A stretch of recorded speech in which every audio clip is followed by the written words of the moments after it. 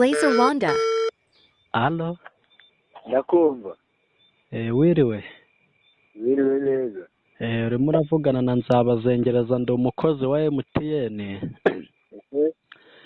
Bari baduhamagaye batubwira ko hari umukiriya uyobeje amafaranga kuri nomero yawe. Hari ayo waba wabonye? Ndi kumva na message. Ni ibihumbi 140. We hari ayo wari ufiteho?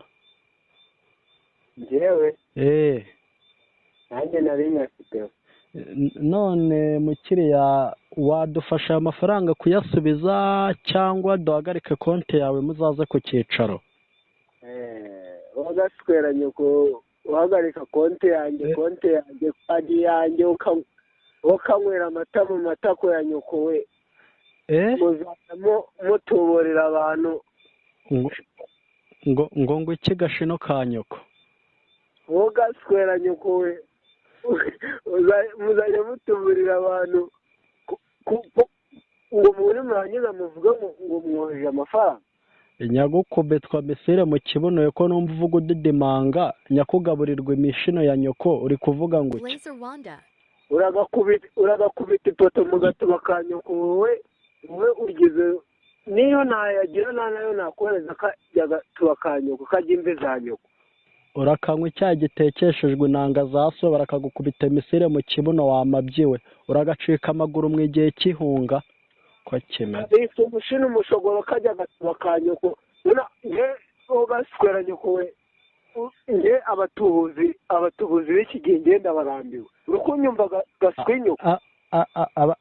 Abatubuzi n'abana bawe se, n'abana wabyaye mabuno ya nyoko, nyakugaburirwa imyumbati y'imitamisi, nyaguterwa imbabari y'igisongo mu kibuno bakakudodesha imishino ya nyoko. Gaca amabyaso gaswera nyoko nubwo meze nge no kunsakuriza. Ahubwo tuzi nabi iyo yawe niwo bavuga uwo gaswera nyoko we. Ubu ndindagiraho mu biki.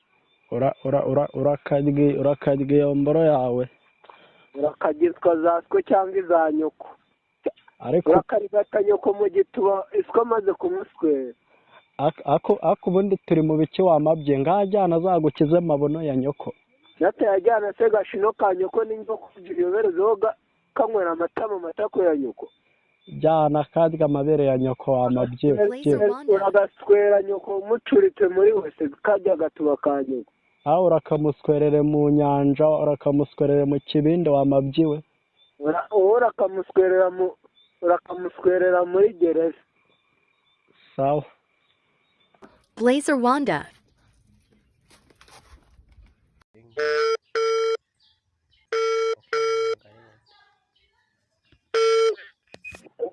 Oui, Bite, ni sawa. amakoro, Neza. urimo neza? Blazer Wanda. Mm. Mm.